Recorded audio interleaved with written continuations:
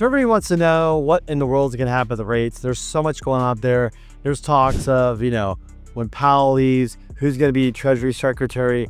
What can they do to lower rates? You're hearing things about they're going to IPO Fannie and Freddie. They're going to consolidate them. A lot of people think like rates are going to come down. Some people think they're never going to come down. This is all talk. Blah, blah, blah, blah, blah, blah, blah. So in today's video, I just want to talk about the rates. I want to talk about some of the things that I'm hearing that I know, give you a quick breakdown. It's not going to be a long video. I know a lot of my videos have been longer, but that's because I'm trying to get points across and information to you. So yeah, and I'll give you some predictions, what I think is going to happen, the predictions, which I might not predict rates, but I might predict more things that might happen with rates. We're gonna highlight what I've always talked about, some of the levers they can pull, some of the stuff going on that could bring rates down, some fun stuff, some stuff that's in front of us, maybe the path to the big beautiful bill, and why maybe rates need to come down and why I think they will, regardless of data and stuff. So anyways, let's jump into the video. But before that, wait a second, hold on. If we've never met, let's just meet real quick to get that away. My name is Kenny Simpson. I focus on 1 or 4 unit financing. That means I help people buy and refinance 1 or 4 unit properties. Whether you're a first-time home buyer, self-employed, real estate investor, whatever it is, we've done this for 20 years. It's a long time. Helped over 5,000 clients, funded billions of dollars of loans, and I make videos like this. Why? So you can watch it and I can entertain you. No, that's not why. Because I'm passionate about it. It takes time, money, and energy to do these videos. So why would I do this? Because I want to educate you. I want to help you. You might get somebody out of this video. You might share this video with somebody. You might actually use me because of this video and go, wow, this guy seems kind of smart. Because at the end of the day, in our industry, teamwork makes the dream work, and I want to make your dream work. So I want to give you all the knowledge and information I know, and I'm passionate about it. So if you've been watching me, you understand I study data, what's going on, and try to break it down to you. It's your first time ever watching me, and you go watch my other stuff, you'll clearly realize I'm passionate about, and I love the data, I love what's going on, and I want to help educate and break this down simple and easy to you. So let's go quickly through this. Fannie, Freddie, all that stuff coming together, IPO. Is it going to happen? I don't know. But let me just make one statement that I know that basically came from a reputable source. That anything that this administration does moving forward, the one thing that they say cannot happen if we do this or we do that or we do within the loan industry, right?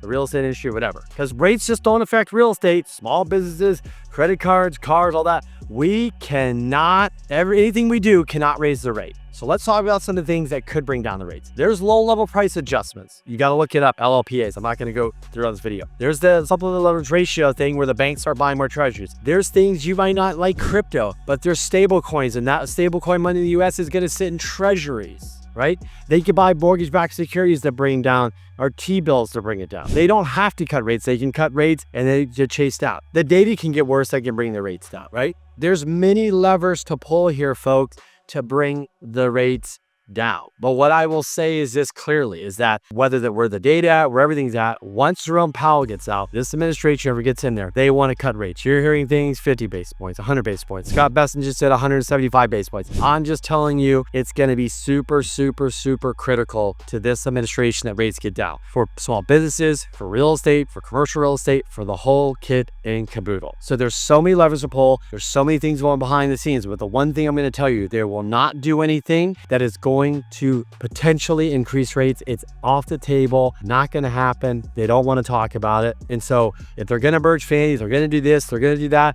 I'm not here to give you my opinion and my story and whatever. It doesn't matter. All I know is if that's what they say, that's what they believe it. And what do I think is going to happen? I truly believe that by next year, rates should be down somewhere between 50 and 100 basis points. I truly believe once they get rid of Jerome Powell, you're going to see a new administration. They're going to look at data differently. They're going to cut rates. They're going to bring them down because they need to do this to save housing, the small businesses, and all this stuff. So I rambled through a bunch of stuff. And so let me break it down real quickly. Many people think that when Jerome Powell comes out and cuts rates, that's how long-term rates go. Everybody tried to explain to the people that's not how it works. They just do. Yes, typically, historically, if they cut rates, it usually if 100 basis points, they come down 100 basis points, okay? There's magic numbers out there that you hear. You hear 6% will get the housing market move. You hear that rates really need to be at 5% to really get things moving. Trump says, why aren't rates in 3 to 4%? Look, all I know, if Scott Bessent comes out, remember, he has breakfast with the Fed chairman every week, Scott Bessent is a very smart person. I'm not saying we're going to agree with everything that everybody does on any administration. This isn't political. We're just talking data. The economy is definitely slowing. The only reason the Feds probably haven't cut 50 basis points or more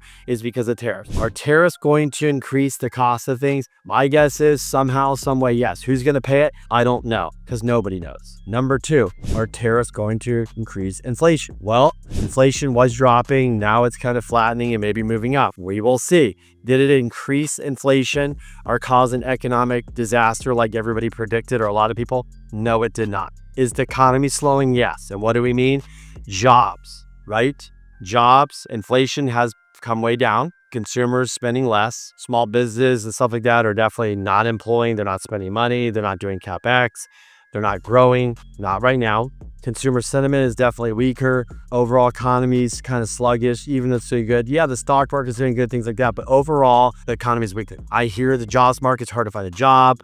People are hiring, and if things don't get any better, it's, slowing. I've heard things like Vegas that was booming is now definitely seeing a much different environment, which is a telltale sign. The restaurant business is, I heard, struggling. The bars and restaurants are struggling. People want to be going out. What are they spending money on is, the going to trips or going camping or going, something where it's fun, excitement, right? Like destination. So you're seeing sales. I think we're going to continue to see retailers cut to get you to buy stuff. So you're going to constantly keep seeing this stuff. So the economy and the Fed officials definitely recognize it's slowing. The one uncertainty they have is tariffs. What they're going to have to start doing is move the tariffs over here because they can't keep blaming the tariffs if the economy is getting worse and worse. We saw one of the worst jobs revisions ever in my lifetime a couple weeks ago. And so coming up, we're going to have PC again, these jobs reports, and the Fed's are going to be. So if that jobs report comes in bad again, I can tell you right now, they're definitely going to be cutting in September. They're talking about 50 basis points, quarter basis points. We will see. But let me tell you what I focus on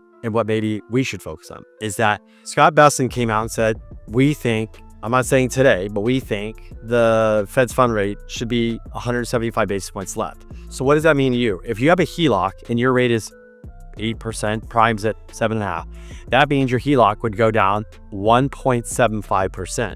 That would mean your HELOC would go from 8% to 6.25%. Does that mean the 30-year fix that's, let's just call it is, I'm going to pick a round number. I'm not saying it's here, it's 6.5%. Does that mean you're telling me, Kenny, that that's going to go all the way down to 4.75%? No. Could it? Sure. Would this administration love interest rate and this reason for it? Absolutely. Would you? Absolutely. Would the small business? Absolutely. Would people that build? Absolutely. Would commercial real estate? Absolutely. Would anybody? Absolutely. Why? Because that gets the economy moving. Is that stupid to have rates that low? I don't know, because when we're there, we'll see what happens to the data. It was stupid to have rates at 2 or 3%. Did that inflate real estate? Probably. Why do we have all the inflation? Was it because of 2 or 3% rates? No, it was not. Was it because we gave everybody free money? Absolutely. So we've all learned. We can look back and realize what got what, right?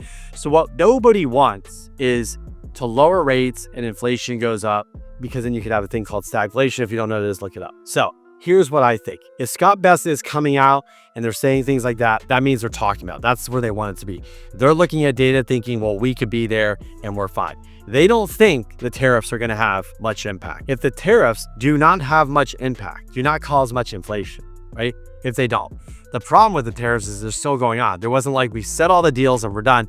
There's still negotiations, still not settled. So it's unsettling to people. People are definitely in the slingshot economy, I'm calling, where a lot of people have pulled back their slingshot, but they have not released. Them released to buy a car, to buy a house, to employ more people in their business, to buy investment property, to do whatever, buy things, whatever it is. A lot of us are at whole play, like, what's going on here? Am I going to have a job? Not have a job? My friend got fired. The senator got fired, all that stuff. So anyways, my point is, I'm going to watch the data. I'm going to listen to the administration, and maybe the data doesn't warrant what they do, but maybe they do it anyway. So 175 basis points, I can tell you, if we got there in a year from now or 2 years from now, that could significantly drop interest rates. So let me just put it this way. If you're a homeowner, if you're a real estate investor, if you're a small business, whatever debt you have, maybe if you have super low debt, you're locked in, this is obviously not for you. But if you want to buy something or you have higher debt, take the debt. Could you imagine if that rate just dropped a point or a point and a half? Would that change your life? If whatever your answer is, that would change your life for every. All I know is that if you have $1 million mortgage and you dropped your rate 1.5%, you're going to save thousands, I'm guessing, dollars a month. That's tens of thousands of dollars a year. And if you have that mortgage for 10 years, 20 years, 30 years, it's hundreds of thousands of dollars. So whether you're a first-time home buyer, whether you're a real estate investor, a small business, whatever, this stuff matters. I don't know where rates will land because it's hard to predict. All I know is that our real estate industry is pushing hard to get rates to 6. And when they get to 6, they're going to want them to get into the 5s.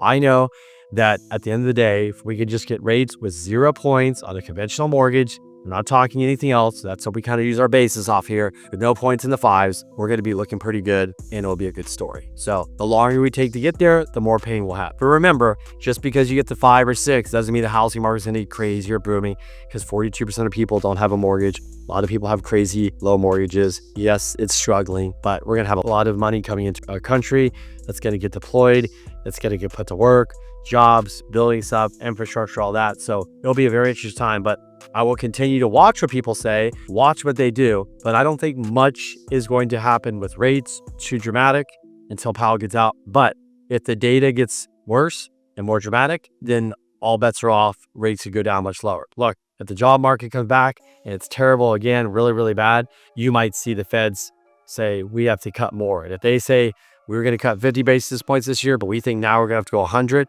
that will send the 10-year treasury down. That will bring rates down faster, but that's data driven. And we don't know what's ahead, but we'll continue to watch and we'll continue to report here. If you only follow me on here and you're not following me on Instagram, you're missing out for sure. I put a lot of data out there, a lot of reels, a lot of information. So follow me there. Anyways, guys, thanks for watching as always. Have a great week. Share this video with somebody. And I appreciate you watching. Hope to connect with you soon. And if I can help, give me a call, text me, FaceTime me, visit me at the office, whatever you want to do.